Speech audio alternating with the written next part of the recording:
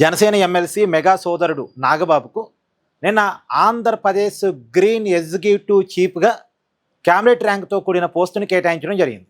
ఈ క్యాబినెట్ ర్యాంక్తో కూడిన పోస్టుని నాగబాబుకి ఇవ్వటం మీద సోషల్ మీడియాలో రకరకాల ప్రచారాలు నడుస్తున్నాయి. ఈ ప్రచారాలు రెండు రకాలుగా ఉన్నాయి. మొదటిది ఏంటంటే, జనసేన పార్టీ అంటే పవన్ కళ్యాణ్ కుటుంబం మాత్రమే కాదు, మెగా కుటుంబం మాత్రమే కాదు, కాపు సామాజిక వర్గం మాత్రమే కాదు, మిగతా సామాజిక వర్గాలకు కూడా, పవన్ కళ్యాణ్ నమ్ముకొని ఉన్న మిగతా సామాజిక వర్గాలకు కూడా న్యాయం చేయాలి. కానీ ఈ క్యాబినెట్ ర్యాంకుతో కూడిన పోస్టుని నాగబాబుకు ఇవ్వాల్సిన అవసరం ఏంటి?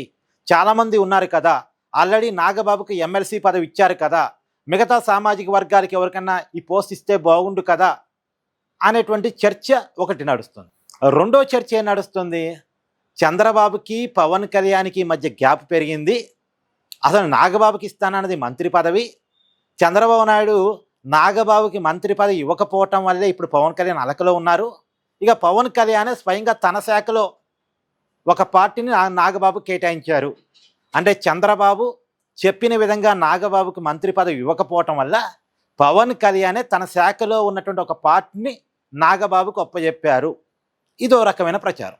గత కొన్నాళ్ళుగా చంద్రబాబు నాయుడికి పవన్ కళ్యాణ్కి మధ్య గ్యాప్ వచ్చిందని, టీడీపీ జనసేన మధ్య మనస్పర్ధలు వచ్చాయని ఇలా ప్రచారం ఆల్రెడీ జరుగుతుంది కదా, వైసీపీ నడిపిస్తుంది కదా. ఈ ప్రచారాలకి ఇంకొంత ఊతమిచ్చేలాగా ఇప్పుడు ఈ ప్రచారాన్ని కూడా, నాగబాబు విషయంలో కూడా చంద్రబాబు మంత్రి పదవి ఇస్తానని చెప్పాడు కానీ ఇవ్వలేదు. ఇవ్వకపోవటం మీద పవన్ కళ్యాణ్ అలకతో ఉన్నాడు. చివరికి పవన్ కళ్యాణ్ తన శాఖలో ఉన్నటువంటి ఒక పార్టీని తన సోదరుడు నాగబాబుకు అప్పచెప్పుకున్నాడు. ఇది ఇప్పుడు నడిపిస్తున్న ప్రచారం. సో ఈ రెండు ప్రచారాలకి మనం క్లారిటీని ఇచ్చే ప్రయత్నం చేద్దాం, పాయింట్ టు పాయింట్. మొదటిది, అసలు క్యాబినెట్ ర్యాంక్ ఎవరు ఇస్తారు? మంత్రులు ఎవరు? ముఖ్యమంత్రే ఇస్తారు. అంటే నాగబాబు క్యాబినెట్ ర్యాంక్ ఇచ్చింది పవన్ కళ్యాణ్ కాదు, చంద్రబాబే. పవన్ కళ్యాణ్ చంద్రబాబు మాట్లాడుకొని వాళ్ళిద్దరి మధ్య ఉన్న అండర్స్టాండింగ్లో నుంచే నాగబాబుకి ఈ క్యాబినెట్ ర్యాంక్ పోస్టుని ఇచ్చారు. మరి మంత్రి పదవి ఎందుకు ఇవ్వలేదు అనే డౌట్ ఎవరికైనా రావచ్చు. మంత్రి పదవి ఇద్దామనుకున్న మాట వాస్తవమే, గతంలో ప్రకటనే చేశారు కదా నాగబాబుకి మంత్రి పదవి ఇద్దామనుకొని. అయితే నాగబాబుకి మంత్రి పదవి ఇవ్వాలి అంటే జనసేన పార్టీ నుంచి ఇప్పటికే ముగ్గురు మంత్రులు ఉన్నారు. ఒకళ్ళు కందులు దుర్గేష్ గారు, రెండు డిప్యూటీ సీఎంగా ఉన్న పవన్ కళ్యాణ్ గారు, మూడు నారాయణ మనోహర్ గారు. అయితే ఈ ముగ్గురులో ఇద్దరు ఒకే సామాజిక వర్గానికి సంబంధించిన వాళ్ళు, పవన్ కళ్యాణ్ గారు, కందులు దుర్గేష్ గారు. కాబట్టి ఇప్పుడు నాగబాబు గారికి మంత్రి పదవి ఇస్తే జనసేన పార్టీ తరపునున్న నలుగురిలో ముగ్గురు ఒకే సామాజిక వర్గం అవుతారు. ఇది ఒక రాంగ్ ఇండికేషన్ పోయింది. అప్పుడు ఏం చేయాలి? కందులు దుర్గేష్ గారిని రాజీనామా చేపించి నాగబాబు గారికి మంత్రి పదవి ఇవ్వాలి.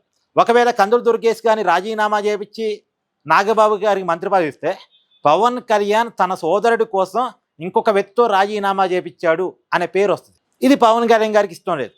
సో రకరకాల క్యాలిక్యులేషన్స్లో నుంచి నాగబాబుకి మంత్రి పదవి ఇవ్వలేని పరిస్థితుల్లో నుంచి ఈ ప్రపోజల్ తీసుకొచ్చారు. క్యాబినెట్ ర్యాంక్తో కూడిన పదవిని ఇచ్చారు. అది పవన్ కళ్యాణ్ గారు, చంద్రబాబు నాయుడు గారు అండర్స్టాండింగ్తోనే ఇచ్చినటువంటి పోస్ట్గా చూడాలి. మూడోది, అసలు పవన్ కళ్యాణ్ గారికి చంద్రబాబు నాయుడు గారికి గ్యాప్ ఉందా? ఉంటే దానికి ఆధారం ఏంటి? వాస్తవానికి పవన్ కళ్యాణ్ గారికి ఈ మధ్యకాలంలో 2 సర్జరీలు జరిగాయి. ఒకటి ఈఎన్టీ సర్జరీ, రెండోది భుజకండరాల సర్జరీ. భుజకండరాల సర్జరీ ఏమో ముంబైలో జరిగింది, ఈఎన్టీ సర్జరీ ఏమో హైదరాబాద్లో జరిగింది. రోజుల గ్యాప్తోనే 2 సర్జరీలు జరిగాయి. భుజకండరాల సర్జరీ ముంబైలో జరిగినప్పుడు ఆయనకి 3 నెలల బెడ్ రెస్ట్ రాశారు. 3 నెలల పాటు కదలకుండా బెడ్ రెస్ట్లోనే ఉండాలి ఆయన, బయటికి వెళ్ళకూడదని డాక్టర్ చెప్పారు. ఎక్కడ కూడా ఎక్కువసేపు కూర్చోకూడదు ఆయన. కానీ కొన్ని సెలెక్టెడ్ ప్రోగ్రామ్స్కి, ముందు నుంచి షెడ్యూల్ ఫిక్స్ అయినటువంటి కొన్ని సెలెక్టెడ్ ప్రోగ్రామ్స్కి అడపా పవన్ కళ్యాణ్ గారు బయటకు వస్తూనే ఉన్నారు. ఎగ్జాంపుల్, భోగాపురం ఎయిర్పోర్ట్ ఓపెనింగ్కి ప్రధానమంత్రి గారు వచ్చినప్పుడు ఎన్డీఏ కూటమిలో భాగస్వామ్య పార్టీ అధినేతగా పవన్ కళ్యాణ్ గారు ఆ భోగాపురం సభకు వచ్చారు. తర్వాత కూడా మొన్న ఆగస్టు 15th రోజు బయటకు వచ్చారు. ఆగస్టు 15th రోజు బయటకు వచ్చి ఫ్లాగ్ హోస్టింగ్లో పాల్గొన్నప్పుడు ఆయన చాలా అసౌకర్యంగా ఫీల్ అయ్యారు, వైరల్ ఫీవర్తో ఫీల్ అయ్యారు. తర్వాత ఆ రోజు ఉన్న షెడ్యూల్ మొత్తం క్యాన్సిల్ చేసుకుని ఉంటా హైదరాబాద్ వచ్చారు అనారోగ్య సమస్యల వల్ల. అంతకంటే ముందు అమరావతి గ్రీన్ఫీల్డ్ హైవే ప్రారంభోత్సవం రోజు కూడా ఆ అమరావతి కార్యక్రమానికి కూడా పవన్ కళ్యాణ్ రావాల్సి ఉండే. మంత్రి నారాయణ గారు స్వయంగా పోయి ఆహ్వానించారు పవన్ కళ్యాణ్ గారిని. కాకపోతే అదే రోజు పవన్ కళ్యాణ్ గారు కేంద్ర మంత్రితో కలిసిన ఒక ప్రోగ్రాంలో షెడ్యూల్ అయి ఉన్నారు. మరి కేంద్ర మంత్రి ఆంధ్రప్రదేశ్ వస్తున్నప్పుడు ఆ శాఖకు సంబంధించిన మంత్రి పవన్ కళ్యాణ్ గారు టైం ఇచ్చినప్పుడు మరి ఆ కేంద్ర మంత్రి ప్రోగ్రామ్ని కాదు అని చెప్పేసి పవన్ కళ్యాణ్ గారు ఇటు అమరావతి వస్తే బాగోదు కదా. కేంద్ర మంత్రిని మన రాష్ట్రానికి ఇన్వైట్ చేసినప్పుడు ఆ పరిధిలో పవన్ కళ్యాణ్ గారు పాల్గొకుండా వేరే ప్రోగ్రాంకి వస్తే బాగుంది. అందుకని పవన్ కళ్యాణ్ గారు అమరావతి కార్యక్రమంలో పాల్గొనలేదు. కానీ ఎక్కడా కూడా పవన్ కళ్యాణ్ గారు కూటమి ధర్మాన్ని తప్పినట్టుగా ఆయన ఏ కామెంటు చేయలేదే. పవన్ కళ్యాణ్ గారు ఏమైనా కూటమికి వ్యతిరేకంగా కామెంట్ చేసినా, అది టీడీపీకి వ్యతిరేకంగా కామెంట్ చేసినా, ప్రభుత్వానికి వ్యతిరేకంగా కామెంట్ చేసినా, ముఖ్యమంత్రికి వ్యతిరేకంగా కామెంట్ చేసినా మనం అర్థం చేసుకోవచ్చు వారిద్దరి మధ్య గ్యాప్ వచ్చిందని.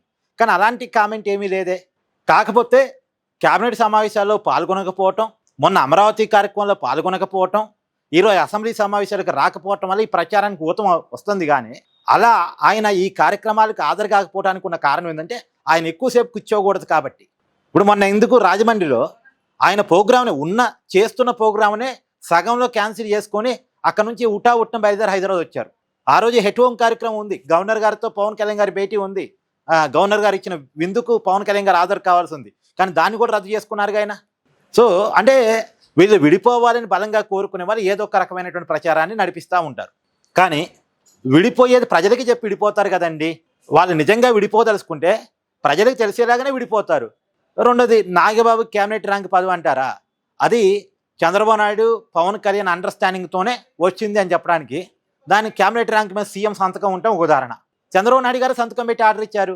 మరి చంద్రబాబు నాయుడు గారు తెలియకుండా పవన్ కళ్యాణ్ గారు ఇచ్చినట్టు అవుద్ది. పవన్ కళ్యాణ్ గారు అటవీ శాఖ మంత్రి, ఆంధ్రప్రదేశ్ డిప్యూటీ సీఎం, దాంట్లో ఏం భిన్నాభిప్రాయం లేదు. కానీ ఆయనకి ఇంకొక వ్యక్తి క్యాబినెట్ ర్యాంకును కేటాయించే అవకాశం ఉండదు, అది ముఖ్యమంత్రికే ఉంటుంది ఆ పవర్. మరి చంద్రబాబు నాయుడు గారు ఇచ్చారు అంటే పవన్ కళ్యాణ్ గారికి చంద్రబాబు నాయుడు గారికి ఒక అండర్స్టాండింగ్ ఉన్నట్టేగా. సరే, ఇంకొక విమర్శ ఏది, నాగబాబు పవన్ కళ్యాణ్ సోదరుడు కాబట్టే ఈ పోస్ట్ వచ్చింది, అన్ని కాపు సామాజిక వర్గానికే ఇస్తారా, మిగతా సామాజిక వర్గాలకు ఇవ్వరా అంటే జనసేనలో కూడా చాలా సామాజిక వర్గాలు ఉన్నాయి కదా, మరి మిగతా సామాజిక వర్గాల పరిస్థితి ఏంటి? ఈ ప్రచారం కూడా చాలా మంది చేస్తున్నారు. ఈ ప్రచారానికి ఉండాల్సినటువంటి సమాధానం ఏంటంటే, సామాజిక వర్గాన్ని పక్కన పెడితే, పవన్ కళ్యాణ్ సోదరుడు నాగబాబు అనేది పక్కన పెడితే, గత ఎన్నికల్లో నాగబాబు అమలాపురం నుంచి ఎంపీగా పోటీ చేద్దాం అనుకున్నాడు, గ్రౌండ్ అంతా ప్రిపేర్ చేసుకున్నాడు. కానీ పొత్తు ధర్మం ప్రకారం ఆ సీట్ని బీజేపీ అడగటం వల్ల, సీఎం రమేష్ ఆ సీటును తీసుకోవాల్సి రావటం వల్ల పవన్ కళ్యాణ్ సోదరుడు నాగబాబు సీటును త్యాగం చేశాడు. కూటమి ధర్మం కోసం ఆ సీటుని నాగబాబు త్యాగం చేశాడు. అని తన సీటు వదులుకున్నాడు నాగబాబు. అంతా ప్రిపేర్ చేసుకొని, అంతా ప్లానింగ్ చేసుకొని వదిలేసుకున్న తర్వాత కూడా నాగబాబు ఏమీ ఎన్నికల దూరంగా లేడు. పిఠాపురం వచ్చి పవన్ కళ్యాణ్ కోసం పనిచేశాడు. పవన్ కళ్యాణ్ ఏమో స్టేట్ వైడ్గా ఎన్నికల క్యాంపెయిన్ చూస్తుంటే పిఠాపురం క్యాంపెయిన్ మొత్తం నాగబాబు చూశాడు. సో జనసేన పార్టీకి నాగబాబు చేసిన సర్వీస్కి ఇచ్చిన గుర్తింపు అది, అంతే. దాన్ని అలా చూడాలి. అంతేకాటి పవన్ కళ్యాణ్ సోదరుడి కాబట్టి ఇవ్వటం కాదు, లేదు పవన్ కళ్యాణ్ సామాజిక వర్గం కాబట్టి ఇవ్వటం కాదు. ఇక్కడ ఆయన చేసిన సాక్రిఫైస్ ఉంది జనసేన పార్టీకి. సో దాన్ని అలా చూడాలి. ఒకవేళ సామాజిక లెక్కల్లో కనుక ఇద్దామనుకుంటే, పవన్ కళ్యాణ్ తన సొంత సోదరుడికి న్యాయం చేద్దాం అనుకుంటే, లేదు తన సామాజిక వర్గాన్ని మాత్రం ఇద్దాం అనుకుంటే ఇలా క్యాబినెట్ మంత్రిగా నాగబాబు ఉండేవాడు. కానీ ఈ సామాజిక లెక్కల క్యాలిక్యులేషన్లోనే సొంత బ్రదర్కి ఇప్పించుకున్నానని పేరు ఉంటుందనే క్యాబినెట్ మంత్రి కాకుండా క్యాబినెట్ ర్యాంక్ ఇచ్చారు. మరి క్యాబినెట్ ర్యాంక్ మీద కూడా ఏడిస్తేట. ఇప్పుడు మాట్లాడాల్సింది నాగబాబు గారు ఆ పదవికి అర్హుడా కాదా, నాగబాబు గారు సాక్రిఫైస్ జనసేన పార్టీకి కూటమికి ఉందా లేదా? ఉంది కాబట్టి అర్హుడు కాబట్టి ఇచ్చారు.